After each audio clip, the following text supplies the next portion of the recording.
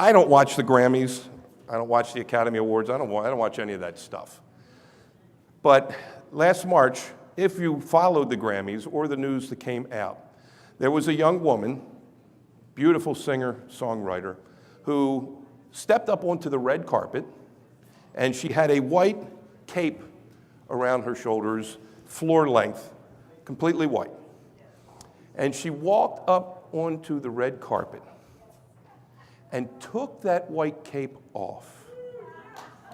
And underneath was the most gorgeous, full-length, royal blue, Donald Trump, Make America Great Again gown that you would ever want to see. I mean, this thing, I saw this and I just said, well, I got to have one. I did. And now, her name is Joy Villa. And I reached out. I tried to find her through social media and everything else. And I reached out. I said, you know what? I have got to try to get this young lady here to be with us. I mean, to do that at the Grammys. And I'm not going to steal her thunder because I think you could probably guess the kind of response that the entertainment community gave to her. And she's here to tell us that story and more. But I just want to reiterate now, she has two friends that she's brought with her also.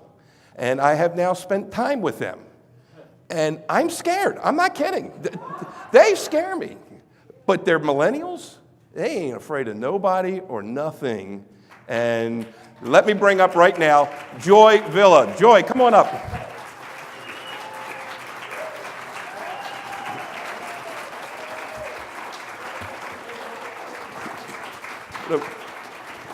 Oh. You got it? I know you're a snowflake, so I want to make sure I come over and do this. Okay. You want to talk for about 10 or 15 from there? And then we'll bring everybody else up. Okay. I think you're on. Hello, everybody. Woo! Time to make America great again. Can I actually use that one? You want to use this one? Can I steal your mic? I'm telling you, folks, if she's walking around with a weapon, just get ready. Be very afraid. Thank you so much, Chuck. It's a pleasure to be here. How are you guys doing today? Woo! Conservative leadership. That's what we're here to represent. And I tell you, there's not enough people who are proud of who they are and what they represent. So I'm honored to be in a room full of those people right now. Because obviously, the intelligence in this room is sky high. Sky high, right? Come on, you can clap for each other. We're the best of the bunch, you guys. So a little bit about me. That was such a great intro. I'm a conservative. I'm a millennial. I'm a singer-songwriter. I live and work in Hollywood and in New York as well. Super liberal cities, right? Super liberal. And I've been a conservative all my life. But recently, at the Grammys, I came out as a pro-conservative and a Trump supporter. And yes, thank you. For me, it was something I had to do. It was something I had to express because this is my truth. And, you know, we've always been misaligned in the media as conservatives, right? We've always been told, yeah, they're stupid, they're backwoods, they don't know what they're doing. But when Trump got elected, let me tell you, first of all those people were calling us names were crying in their cereal that night. They were crying and they were, oh no, we thought Hillary was gonna win, and they lost. Then they thought, yes, we can clap for that. That was a shining moment of excellence. And I mean, some of you guys are Trump supporters here, right? Okay, then. I like it. So then at the Grammys, when I came out in support for the president, they thought, oh, because we win Grammys and we're the best and we're Beyonce, we're Katy Perry, we're going to win the Grammys. And then they lost. Because Trump also won the Grammys that night. Trump on the rump, baby. Proud of it. And you know, I had to do that because Madonna had said she wanted to blow up the White House in front of millions of people. She had said, I think an awful lot about blowing up the White House. And this was at the so-called Women's March. Not all women, let me tell you that.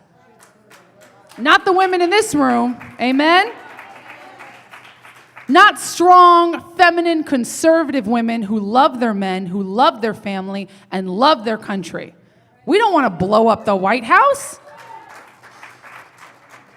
I mean, we do want to go to the White House. We want to be in the White House. We should be in the House. I do believe women belong in the House and in the Senate. I think we need more women, and good men, of course, but I think we need more and more strong women to be, as Republicans, to be in office. We need it. Because that was their whole buying power. Hillary's a woman. She's a woman. She's a woman. Thanks for reminding me. She has a vagina. Does that mean I have to vote for her? I mean, sorry, don't want to be crude, but that is a part of women's anatomy. If you didn't know before, you know now. I mean, they shoved it in our face with the pussy hats. Is that what it means to be a woman these days? I could not believe my eyes. So when Madonna came out there thinking she spoke for all women, all of us, all men, all pop stars, all of Hollywood, I said, oh, hell no.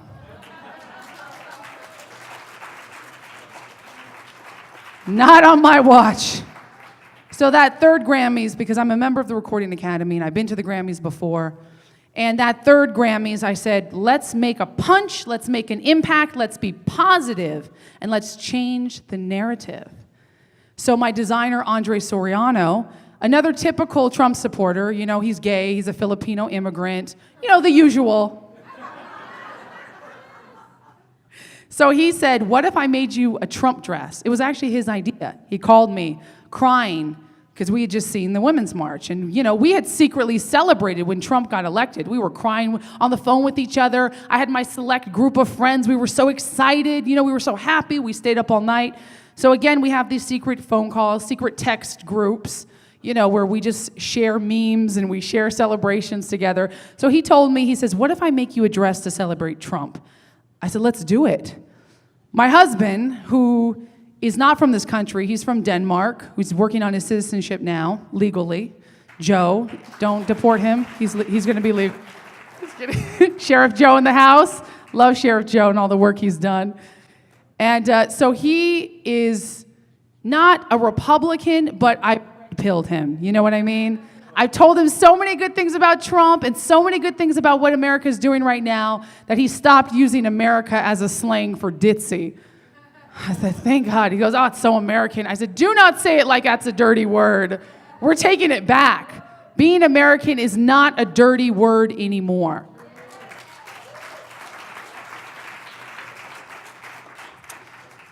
So my husband, when I told him I wanted to wear a dress in honor of our president, he said, don't do it. I'm scared. Joy, you're going to get a backlash. Someone might attack you. I thought, it's true. Madonna might mistake me for the White House and try to blow me up.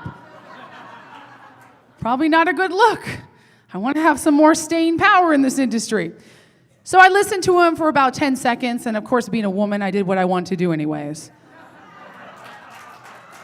Right, ladies? So I'm very grateful for my husband, and I'm very grateful I made the decision, though, to wear that dress that night. And did I face a backlash? I'm sure you guys are wondering. You guys heard about it? Okay, so you guys haven't heard about the backlash? Well, first, I was called a coon. Oh yeah, they brought it back from like the 1920s, that slang. Horrible slang. If you don't know what coon means, it means a black person who sells out their own, right? And then, on the flip side, I was called, you don't even count as black because you voted for Trump. So I'm both black and not black, according to these people, because I voted for Trump. And it's a dirty word in both ways they say it, right? Then I was called a bed wench, which is another horrible racial slur, meaning a slave black woman who sleeps with the master to sort of get brownie points. So, I mean, this was just, I'm saying these like casually, but I was called them over and over and over and over again on my social media, by people. I even lost friends. People who used the photo of me and said, I used to know this girl. I used to love this girl. I'm so triggered. I can't be friends with Joy Villa anymore. I laughed at that, of course. I had to retweet a couple of those. They're just so juicy. So, and then, of course, all fun and games aside, people put bounties on my life. They said, we need to kill her. Let's get a group together and string her up. Let's kill this girl. Does anyone know where she lives? Death threats on my life because I wore a dress that said, Make America Great Again? Exactly. So this is what we're dealing with, you guys. We're happy. We're having fun. We're supporting our president. We're loving each other. On the other end, they want us dead for simply thinking different than how they think. If that's not fascism, I don't really know what is.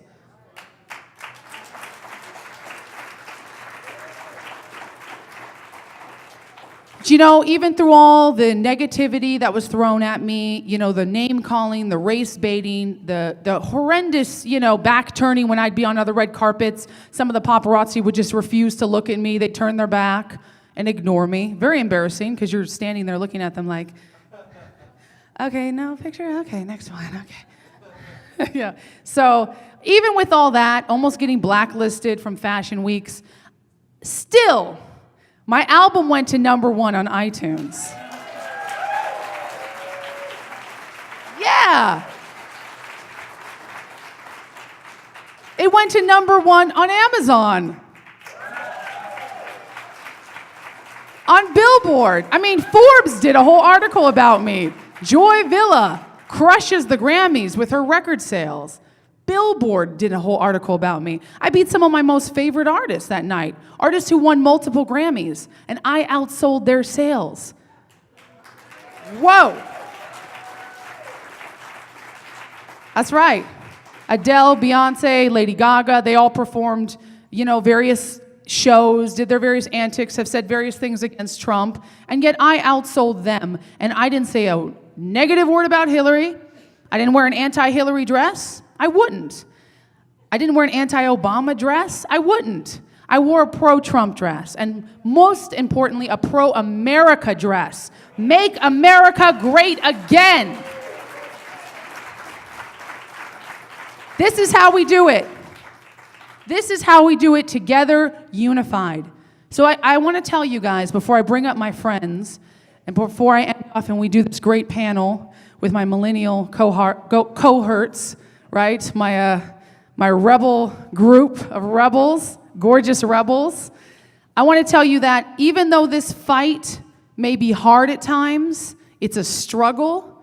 You're trying to talk to your friends, your family, your racial, ethnic groups that you belong to, your coworkers, and they're just looking at you and they're not listening. You know that face when they're not going to hear a damn thing you say. Because they've already made up in their mind, you're a racist, you're a misogynist, you're stupid.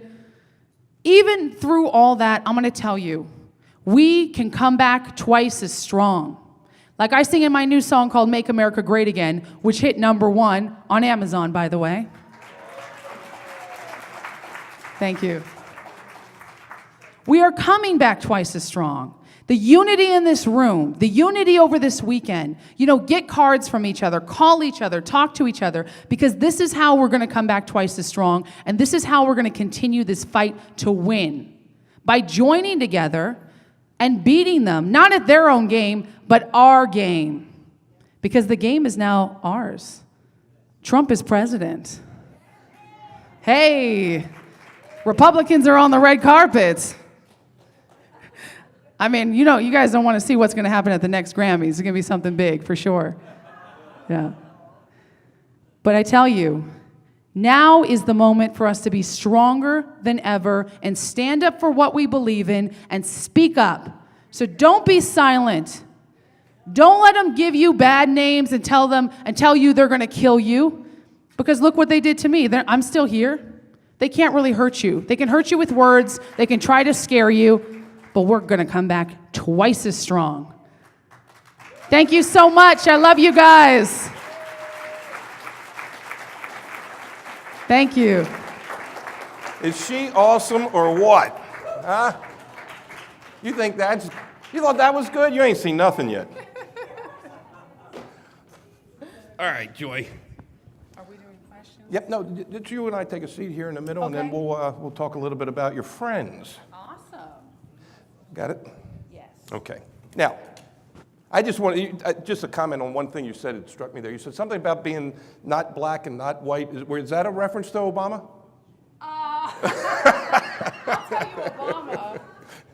I'll tell you, Obama is of mixed race. He is half black, half white, just like I am. I'm black, white, and Native American. And he could have used that to unify America, right? He could have used that to racially unify us. He could have said, look at me. I'm a champion of non-racism because I'm a mixed group, just like America is. And instead, he chose to side with Black Lives Matter, which is a terrorist organization. He let the people down instead of unifying us. So I think that's why I have to speak even louder, because I like to combat that stuff. America is not racist, okay? Look at this room, every single color here. Racism exists, but that doesn't mean we are racists. And that's how we stop this race war, by simply saying, no, we're not going to be bought and paid for anymore. Well, and I got to tell you, yes, please. You came out of the closet. I did. Yes. And inspired someone else in your same industry to come out of the closet. I've been reading about it on social media. By the way, before we start, social media, where do they find you if they're into social media? There's a lot of old people here probably don't, but they have kids and grandkids that might be able to find you. How do they find you? Well, you can go to joyvilla.com. My website's got everything on there. Joyvilla.com. That's JOYVILLA.com. And all my social media links are there, but I'm at Joy_Villa on Twitter, at JoyVilla on Instagram, and Facebook at JoyVilla. But JoyVilla.com has got everything. Joy Villa, Villa, and it's pronounced Villa. Now, that's right. I read that when I first moved to the West Coast, to Las Vegas, from the East Coast, Baltimore, Maryland. I drove down to California. There's a little city there, you may have heard, San Diego, and this little town north of San Diego called La Jolla. I mean, everybody knows it's La Jolla, right? And I was calling it La Jolla for the longest time. For somebody said, "You idiot, it's La Jolla." And I said, "That's not how it's spelled." And so I thought it was Joy Villa, and I keep forcing myself to say Villa because I was so ridiculed. Because you're a racist. That's I'm racist. That's right. Okay. Obviously. Tell us about your friend in the entertainment industry who was inspired by your actions, and we'll bring her up. Yes. Kaya Jones is my good friend. I've got my friend Kaya Jones and Antonia Okafor. Two beautiful babes right over there. Yeah, clap. Both Trump supporters, conservatives, powerhouses. So first I'll introduce my friend Kaya Jones. I'll tell you about her. So she used to be in a group called the Pussycat Dolls. Yes. Oh, people know, yeah. You guys know. #1 pop group on the planet. At that time, nobody was outselling them. You know, there was just the hottest thing. So she left the Pussycat Dolls because of her conservative convictions. She walked away from it.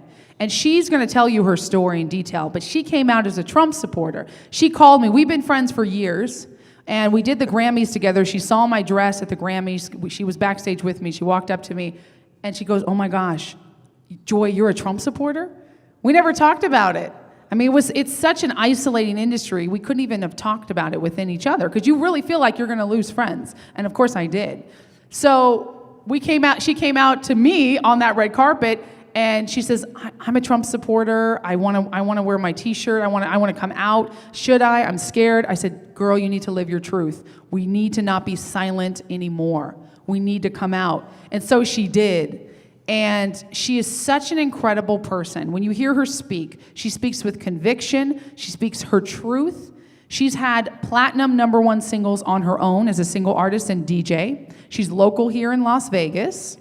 She's an incredible businesswoman. She started her own record label. She helps kids find themselves and their dreams. And she's a champion for many causes, and she's an out and proud and beautiful Trump supporter.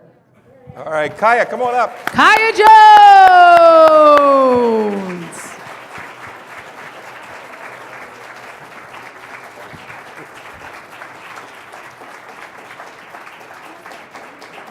You're welcome. There you go. I think it's on. Test it. Is it working? It's working. Hi. All right. Hi. Yeah. Oh, do you want me to speak? Well, Kai, I want you to just say a few words first, but I just want to tell everybody that we had a dinner together last night with a lot of the speakers, because they don't charge us because we're a nonprofit to speak. They come, and give their time freely, and so I treat them to dinner. And we had dinner last night, and I brought my kids, and I'll tell you, my daughters fell in love with the two of you and Antonia, and just had the most wonderful time. And you guys are such an inspiration to them already in one night. So, Kaya, tell us a little bit about your story. Hi. So good to be here. I'm Kaya. Hi. Yes. So I'm Kaya Jones. Nice to see you guys. I fell in love with Donald Trump when he started speaking what was in my mind, and I felt scared to wear this shirt. So it was an empowering moment to see my friend on the red carpet. We're both voting members of the Recording Academy. I also do advocacy for the Recording Academy, and Joy does as well. And it just is scary that, we were scared to wear things, your hat, your shirt, and being from Vegas. This is where I was raised since I was 6 years old. So this is my hometown. This is not just where I live now. And we know this state is gone blue. And that's scary for a lot of us. Boo. Big boo. We have to change that. We have to change that. But Joy's correct. I left the Pussycat Dolls. I started in music when I was very young, started violin when I was about 4. Joined R. Kelly with a development deal when I was about 13. Then went on to do stuff with Capitol Records, and then subsequently joining the Pussycat Dolls. I was in the Dolls for about 3.5, 4 years, and it wasn't about the fact that we were, our name, of course, was Pussycat, kind of like the Pussy Hat, right? Right? So it wasn't that our name was sexual or that we were looking sexual per se. It was what was going on behind the scenes that none of you guys know. Ethically was wrong, abortions, being pressured with young women in the group, drugs, and eating disorders, all those kinds of things that were pushed on, as well as sexual advances by a lot of the executives, things that I did not agree with. And being a very young girl, I was 21 when I made the decision to leave the Dolls. I had joined when I was 18. And it was a moment actually here in Vegas, how serendipitous, my hometown. We are performing at Divas Live, MGM Grand Garden Arena, and there are 2 little girls in the front row. And I was coming through the aisle, and one was 4, the other one had to have been about 6 or 7. And they looked up and said, oh, she's a Pussycat Doll. They were just so excited. And I just knew in that moment, I can't do this. I can't do this. This is not what young women should see. Not necessarily of being powerful and being beautiful, but they don't see that caution, this is a lie. They're not seeing that. It doesn't say that on the magazine cover. It doesn't say that when you see us on stage, but it is a lie. What's going on? Are you in a good place? Are you a positive, mentally and spiritually? And I had to make that choice for myself that spiritually I couldn't serve 2 gods. So I had to make that decision, have one foot on earth. Yes. Thank you. Thank you. I had one foot on earth and one foot in heaven. I was doing the back and forth dance, and you need to just plant your feet. And so it took me a long time to finally journey into planting my feet, but that was the beginning of the journey, which was saying, I'm not going to do this anymore. And then follow my existence into wanting to help advocate for music and music legislation. Artists are not paid. FM, AM radio, pay for play. And really then deciding what I wanted to do. Well, I had this calling to do shows in Iraq. I wanted to perform for the military. My father's side of the family, I'm Native American, and my mother's Jamaican, German, and a bunch of other fun stuff. I know you can tell, right? I so look it. So you're obviously a racist. I must be. That's right. That's right. I make jokes about this because I am half Native. I want to lay the first brick or solar panel. I think it would only be fair that we get some Native people to do yes. So I had this calling. I wanted to do stuff with military.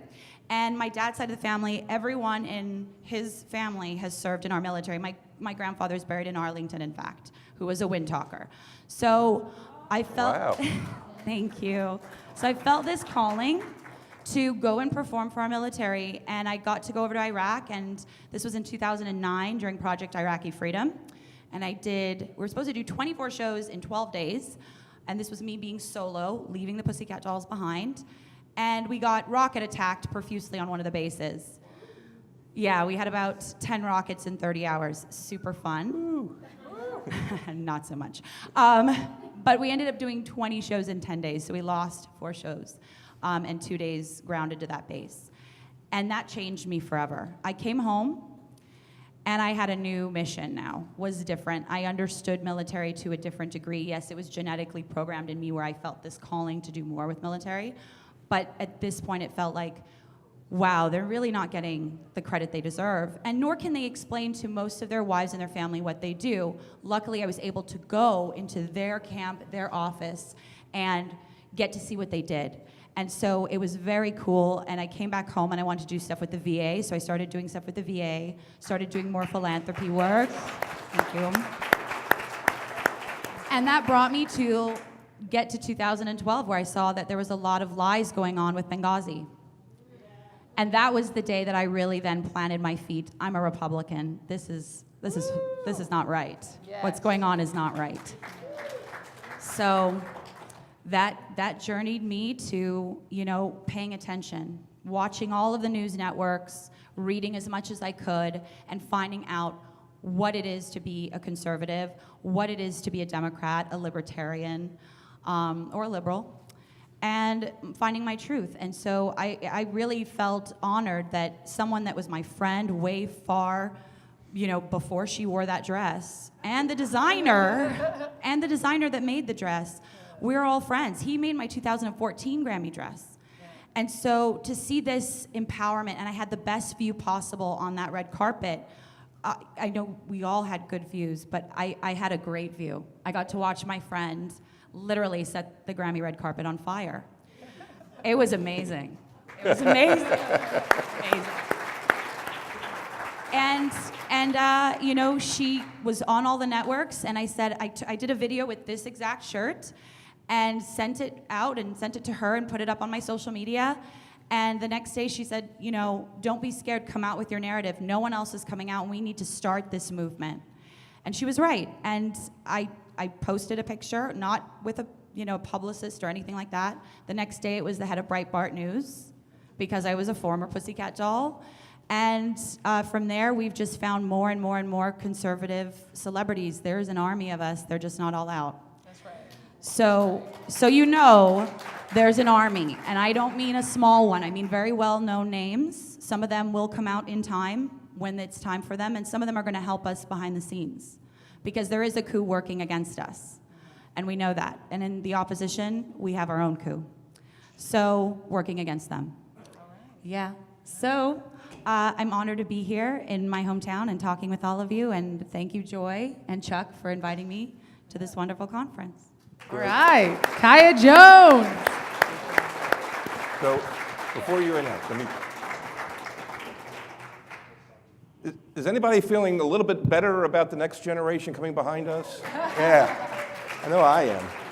Now, I'm going to let you introduce Antonia, Yes. but I got to tell you about this. Okay, so Joy brings Kaya on board, and I say, okay, this is great.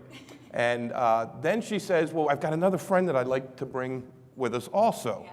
And I had not heard of this young lady yet, so I had to look her up on the internet. And this presented a problem, because I had Joy, and I had Herman Cain, and I had Albert Guillory. I had already reached my quota of black speakers. Oh! And Racist. No, he did not. I mean, one more black speaker, and I'm out of the KKK. They warned me about this. Wait, I'm thing. 25%. Because I'm a racist. Everybody knows it. But no, I'll tell you, I went online immediately and watched her video from the National Rifle Association. I said, I got to have this girl here. So go ahead and tell us how you met Antonia. Tell us a little bit about her. Yes. So Antonia Okafor, this woman is a powerhouse. Okay, she's young, she's powerful, and she's not afraid to speak her mind. She champions for Campus Carry. That is so that people, yes, you guys know what that is. so that we can protect ourselves. These girls are getting raped on campus. If they have guns and they know how to shoot them, that's not going to happen. So I call her affectionately my gun mama. She taught me how to shoot. And she is expert trained. She's a spokesperson for the NRA. She's been in their commercials. She's a strong, black, conservative woman. She's running for Miss Texas. Woo! Yes! Yes! She's got a GoFundMe campaign because she's got to put up the money because all these liberals are getting sponsorships. They're not going to sponsor Republican. So if you guys can check out that GoFundMe, she'll tell you more about that, I'm sure. But she is such a beautiful person. So we met through social media, and we just started liking each other's pictures. I was like, hey, girl, hey. And I started watching all her stuff, and I became a fan. And she became a fan of mine, and we became friends. So when we were in New York just a couple months ago, I said, can you teach me how to shoot? I really want to shoot, but I'm from California. Ain't nobody gonna teach me how to shoot there. They don't want a girl to have a gun out there in California. It is impossible. And in New York, it's also impossible. So she did the research. She found a great shooting range, Gun for Hire in New Jersey. We did a whole video. It's coming out this week of her teaching me how to shoot. And she knows the proper way. I mean, it took all of 5 minutes. And she asked me a question as I'm like, oh my gosh, I did this. I really shot a gun. She says, do you feel empowered? And I said, you know what, Antonia? I do feel empowered. And that's the name of her company, her 401 nonprofit that gets women how to learn how to shoot, how to properly learn how to carry, how to protect themselves. It is called Empowered. So Antonia Okafor, please come up and share your story. Antonia!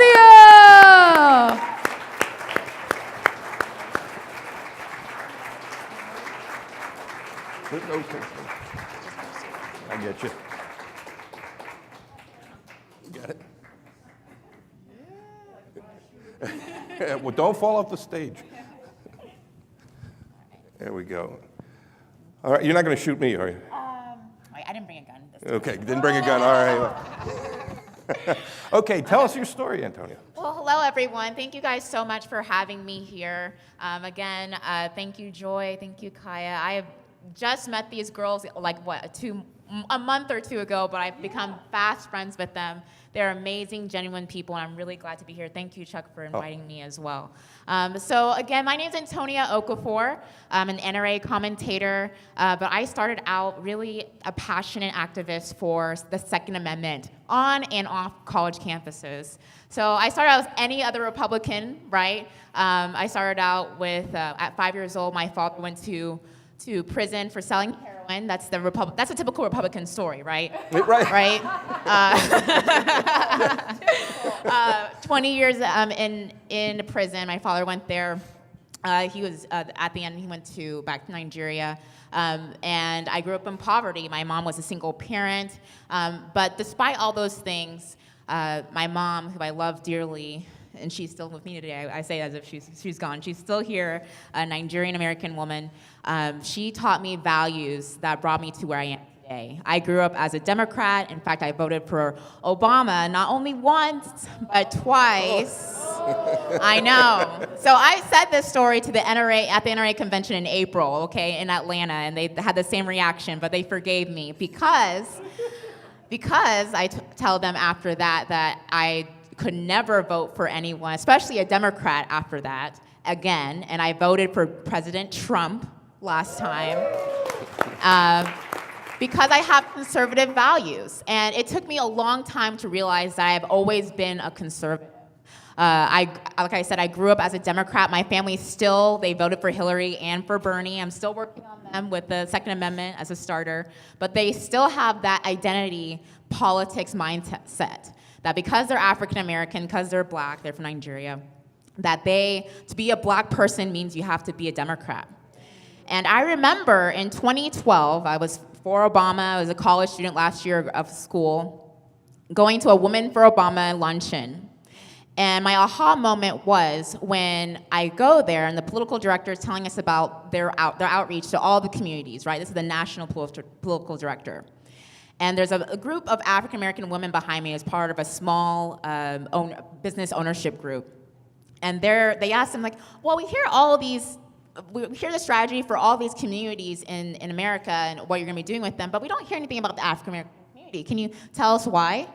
And the political director tells us, well, we got over 95% of the vote last time, so we don't really need to go into the African American community at all. And I remember looking behind me, and then they're looking at me, and we're like, did this girl just say that out front? And I'm like, yes, she just said that. And this is me, a liberal progressive Democrat at the time. And that was the aha. They think they already have the vote. Yep. They think that we can just vote their way no matter what they say, no matter what policies they have, no matter the fact that African Americans were doing worse after Obama's administration than they were beforehand, that they were more dependent on government than they were beforehand, and that the fact that as a gun rights activist, they always talk about the KKK and the Republicans and gun control. Well, let's just have a history lesson. The fact that KKK started as a gun control group and took away guns from African Americans when they wanted to protect themselves. And they were founded by Democrats, absolutely, yes, ma'am. And so in 2015, I was a graduate student. And I realized that another narrative that the left likes to push is that there's rape culture, right? That everyone's being raped on campus. And there's definitely a truth to that. There's obviously, just like off campus, there are people who want to harm someone because they're physically smaller and more vulnerable, women. And I was tired of hearing those stories with me being a past sexual assault survivor, and then also my friends having to deal with that. But I realized the narrative was always ending on the fact that women were victims, that they were going to be raped, right? That there's nothing that you can do to protect yourself. And then Campus Carry came along. And so I realized that the only way I was going to fight for women is to make sure that they had the right to self-defense on and off campus. And so I joined the group that passed Campus Carry in Texas in 2015. And so in 2016, we have Campus Carry in Texas. So the NRA, being who they are, legends, found out about me. And I was really glad that I got to be a part of their Freedom Safest Place commercial that was national. And maybe you guys have seen that. That came out last year with my yellow shirt. After that, I did more things with them, and now I'm an NRA commentator. But I'm just here to show that, yes, I'm an African-American woman. My parents are Nigerian, which is funny because there are still black people who will tell me I'm not black enough because I voted for Trump, right? I'm like, look, at least I know my parents are African, because okay? You're racist. Because I'm racist and sexist and misogynist. At least I know that. But I will continue to fight for those principles because it doesn't matter what skin color you are, where your background you come from. This is America. My parents came here for that reason. Yes. And that's why the freedom of speech and that the freedom to protect myself, I always say, as a born-again Christian, I was born again 8 years ago, that God gave me, thank you. God gave me the passion to fight for two very important things: the right to life and the right to protect your life. And so those are two things that I will continue to advocate for and push because it's important for all people, all Americans, all human beings, because it's a human right. And thank you guys so much for having me. Yeah.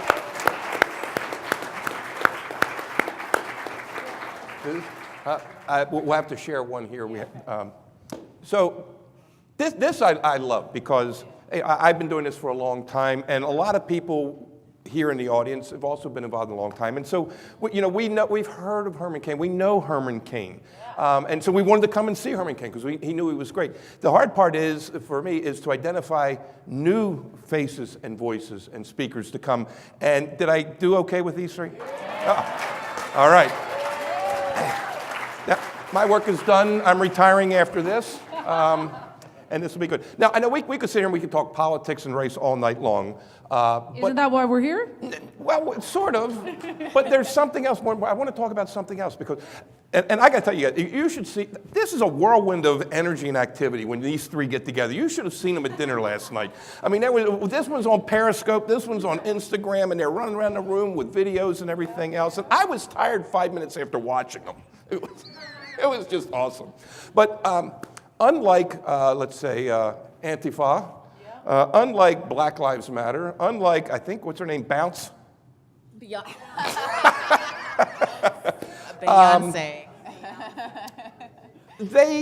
If they even talk a little bit about helping with Hurricane Harvey, that's about the best you can do. If I'm not mistaken, the three of you loaded up the bus and moved down there for a few days. I mean, they didn't just talk about, oh, we need to help the folks down there. I mean, the three of you got together and you were down there. So instead of talking politics and race and all that heavy stuff, tell us about that, because you had firsthand experience on the ground at Ground Zero for that. So go ahead. Would you? How did you get down there? What was the? Yeah, no, it was my birthday, and my new single came out, and me and Joy were both on the charts. I was on the 3 behind Taylor Swift and Pink on the pop chart, and Joy was at #1 on the rock chart. We were both on the charts at the same time, and it felt wrong that we were pushing our songs. It felt really just wrong. And it was my birthday on that Monday, the 28th of August, and we just said, what can we do?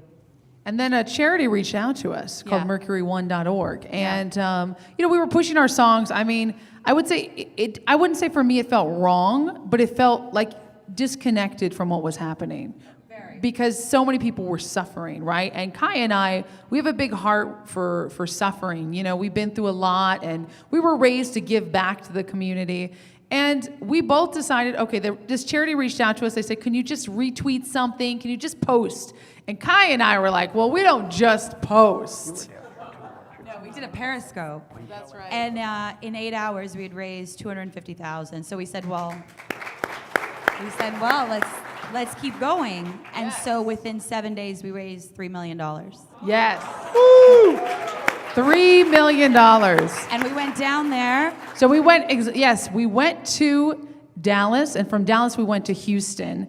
And we not only raised the money digitally, like that was just through our campaigning, our talking about it, through our social media, because we have fans with big hearts, and 90% of them now are Trump supporters. And Republicans actually give. Republicans are the ones that give to charities. Republicans are the ones that do that, not the Democrats. They think this, it's fine. The government will take care of everything. So we know that's not going to happen. So we went down there and we delivered food. We made food, baby supplies. We cleaned out homes. We talked to the people. We were directly on the grounds in Houston for several days. Yeah, we were on the ground. We were on the ground there within 5 days of it, it being really in the thick of it. We were giving $1,000 to one family, and they're taking half of that and giving it to their neighbor. That's the kind of spirit we saw. Yes. And the big Confederate flag right behind them. Yes. Okay? There you go. So Yes. we really need to kind of shift this narrative, because we met some incredible human beings, really good salt of the earth Americans. And there was nothing about them that was weak or they're the victim. They were complete victors, even though they were the ones that were victimized in this horrible event. Yes. The spirit was so strong. We were feeding first responders, military that hadn't received a hot meal in over a week. It was sad and it was scary, and there was no celebrities there. Yeah. There was no Beyonce with the Houston, Texas baby that made her millions of dollars. So we started to talk stuff on social media. Exactly. And then one at a time, they had to pull out their checkbook. And, and we're happy, like we said, we're Republicans. Conservatives start the movement always. We were the only notable faces down there. Everyone else was just good church people, good folk people, Operation Barbecue. JJ Watts did come out. He's incredible. He's raised something like $100 million. He's great. But you know what we did, and we didn't do it for people to say, hey, look at us, we're celebrities helping. We did it because there was need. And wherever, much is given, much is expected. And we have a lot of fans, and we said, let's use our influence, let's use our celebrity to help. And that $3 million, part of it will also go to help the victims from Hurricane Irma as well, because the same team then went over there, and we were looking at maybe going out there. But it's just, this is what we have to do as human beings, unifying. And I tell you, when I was out there on the ground, I had my hair pulled back, and I had my Make America Great Again hat. Yep. I said, everyone's going to know Trump supporters are on the ground helping these people. It was incredible. It was incredible. It was Isn't that incredible. fun? Okay, we only have a few minutes more to go. So I want to go back to controversy in politics. Okay. Because I know this was a big thing for you guys recently. You had, and you weren't here this morning, my Twitter account got frozen this morning. What? Because I called a liberal a moron. What? And I thought telling the truth was a defense, but apparently not on Twitter. But you've had some rather negative experience just recently with social media as well. So would you tell us about that for folks who may not know? Yeah, Antonia, you've had some experiences too, right? Yeah, why don't you? You have? Go ahead. Well, I mean, it's the typical raccoon and all that great jazz. But I mean, yeah, I think that's part of it is when, so maybe my story is a little bit different than theirs because I used to be on the left. And even though when you're in entertainment, people just assume you're on the left. I used to be on the left, was Wendy Davis, all that stuff. And then went to the right, realizing through, wow, being educated and knowing the policies, who knew that you could have facts and then actually turn into the right way. And so I got a lot of backlash because I also had a lot of friends who saw me, my family as well, kind of seeing that betrayal. And then realizing that, oh, no, this woman really believes what she believes in, and she's really going away from the left. I think that's why we are a triple threat, really, is because we understand the left, and we're using the good parts of it, which is messaging, which is being young, being able to look at diverse, groups and everything, and seeing the good parts of that. But then also using facts, like the right does, and then using it to our advantage. That is the scariest thing for them. So that is why they attack us three the most, because they not only see us as people who are traitors, right? But they see us traitors who are able to help our side win and win effectively for the future. So that's scary for them. And they will call us all the good names that you've already heard. Same thing that I get. I have not been called bed wench yet, but maybe in the future. No. In the future. Apparently, since I'm a very pro NRA person, apparently I can't be pro NRA and a black female. Who knew?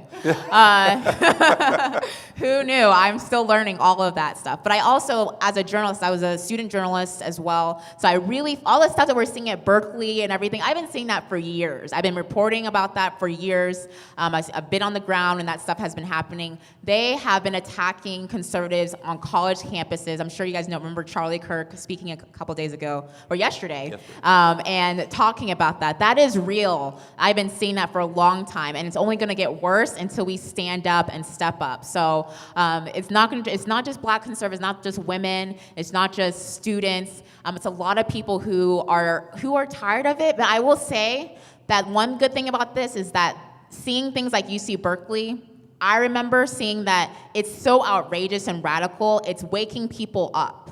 It's waking people up to finally realize that, what, do I have these values? And do I want to be associated with these people? No, I don't. And so at least that's one good thing about this whole thing, is that it's waking people up and putting them in the right side. Yeah, exactly. Okay. Yeah. And I can say too, it's like, they will attack you from every angle. Like for me and Kaya, our YouTube got censored. YouTube actually censored me a couple days ago because, actually it was a couple weeks ago now. I have my music video called Make America Great Again. And it features amazing American faces. I'm singing Let's Make America Great Again. We can come back twice as strong. Highly controversial things, right? Yeah. Obviously, white supremacy, Whoa. So YouTube gets a complaint. Someone in the video doesn't want to be in the video, even though I got written permission, fine. And I'm dancing around in my Trump dress in the video, by the way. Check it out. It's really cool. That might have done it. Yeah, that might have been the triggering point. And so YouTube says, you have to take it down. You have 48 hours or we're cutting your video. And I'm like, why? They said, because they sent me a letter. It wasn't a back and forth conversation. It was just a letter because someone, somewhere, some nameless, faceless person doesn't like it. They reported. And I looked into their guidelines. There was no way to fight it, no way to submit, but I have written permission. These people were okay to be in my video. Nothing like that. So from their angle was one person complains and you're the bad guy. You imagine if we did that here? Like, imagine if that's how the system was, I don't like that tie. He's gone. Get him out of here. No way for you to say, but it's silk, Joy.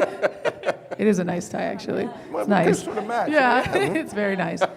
So that happened for a while, and then Kaya, her videos' views started being taken away. Yeah, my video is actually pro-military, and so it's from the angle of the spouses and the families that get left at home, feeling kind of like they're from the outside looking in, and I don't know if it's the folded flag that I receive in the end of the story, but they decided to start taking away my views and pumping Katy Perry right underneath me.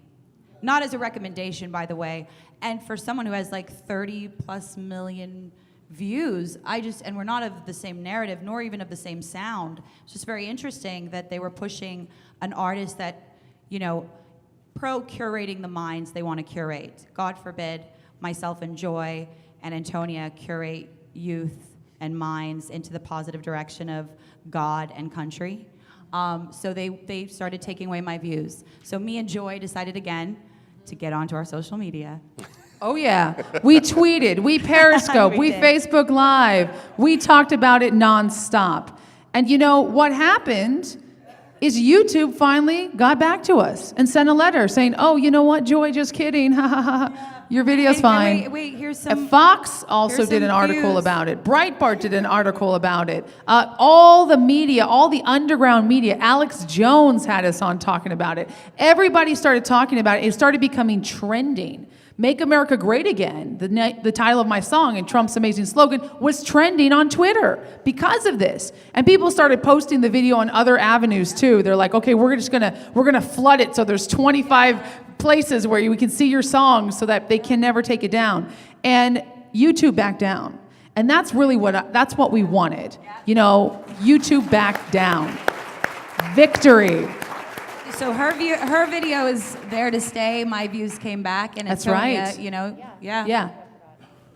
And then it reminded me when you said YouTube, then I was like, oh yeah, one of my videos did the same thing. So I did an interview with Dave Rubin, a classical liberal guy. He's very fair to us on the conservative side. And he had his he wasn't on social media for a while, and then he comes back to YouTube telling them that we're gonna demonetize about 7 of his videos. He's been doing stuff for a long time. Also a guy that used to be on the left. And one of the videos was my interview with them. And so that night, Tucker Carlson has him on his show that night to talk about it. And YouTube, right before he goes on, says, oh, the only reason we would ever demonetize any of your videos, remember mine as well, is if you mention ISIS or if you mention beheading people. My title of my video was Black, Armed, and Conservative, okay? I talked about my life. I basically talked about what I just talked to you guys. I do not mention ISIS. I do not mention beheadings. I don't mention foreign policy, okay? So they demonetized it. They kept it there. And I even have it on my Twitter at Antonia_underscore Okafor if you want to go look at it, where it's still demonetized to this day. And they use those fake narratives to say that, oh, that's why we did it. And they have a manual review. So a person actually looked at my video and still said that was something that was part of it. We need to go back on social media. We do. I need to get them to help me and get back on. It's absolutely ridiculous, but it's happening to everyone now. It's happening on either Hollywood or the gun side. They don't care, and that's why we need a new narrative. You know what? And because of this, it's brought to our attention. We're notable, and at least we're able to use our fan base. Can you imagine if you have no fan base, you're just trying to get out there, and your videos get demonetized, so you can't make money off them. People are hidden. We're getting shadow banned. Your views start getting disappeared. Death. Yeah. But I'll tell you, I actually talked to YouTube 2 days ago. I was on a phone call with YouTube with one of the guys who works there. I said, listen, you guys, because they had called me. They said, hey, we want to talk to you about growing your channel. You're one of our chosen creators. So I was like, cool. Let me also talk to you about something else you guys did to me and my friends. So they actually heard, he says, yeah, we saw that. We see that in your notes here that you've had something happen. So I talked to him, and he said, well, that's not fair. Everybody's voice deserves to be heard. I said, yes, let me tell that to your CEO. I want to meet you guys. I want to go to the YouTube space. I've got tons of followers. I've got tons of fans, tons of friends who this is happening to. And I want to stay on your platform, because if we start taking our content off that platform, where are the 12-year-old, 13-year-old, 14-year-old conservatives? Where are they going to find content, music to listen to? Where are they going to find Antonia's videos so that they can be a gun rights activist? If we start taking our content away from them, we're taking it away from our fans. So I said, we want to work with you, but you have to give us a platform as well. So I said, okay, we'll be in talks. So I'll let you guys know how that goes. There you go. Or if any of you wealthy people here want to help us start a new platform where we don't have to cow down to that anymore, let us know, because that is something too that we need to, as conservatives, have those platforms. Just like with pop culture in Hollywood, we need to be in there because politics is culture. I don't know if you've seen these ladies yet, but they are now appearing much more regularly on Fox News, a lot of the cable channels and everything else. And Hannity, I'm assuming they're probably going to see a lot more. You guys got anything, as we wrap up, anything new and exciting that maybe you can give us a preview of? We're running out of time now. Yeah, but Well, you're going I'm- to stick around for dinner tonight. and everything. Yeah, we're going to be over there. So we're. Come see us at our booth. We'll talk to you guys. We'll sign autographs. We've got some goodies. We'd love to meet you, take photos, selfies. So we'll just be right over there after Yeah, here. and if you want to see more of our work, you can go to my website, AntoniaOkafor.com. Again, I'm on Twitter and Instagram at Antonia_Okafor. Enjoy. Say joyvilla.com. You could, and Kaya Jones, Kaya Jones.com. You can stick with us, and we're just part of the movement. We got to keep the movement going for the youth. I mean, we all get emails and letters from our fans. I mean, I have fans that are 12-year-old conservative LGBT. They go that far. So it's imperative that we let people know they're not alone, and you can have multiple types of views and be of all different skin tones, because just because you're the same skin doesn't make you someone's kin. And so we need to keep on, we need to keep on the narrative of pushing positive affirmations in our nation. Yeah. Absolutely. Are they great or what? Thank you so much. Yeah.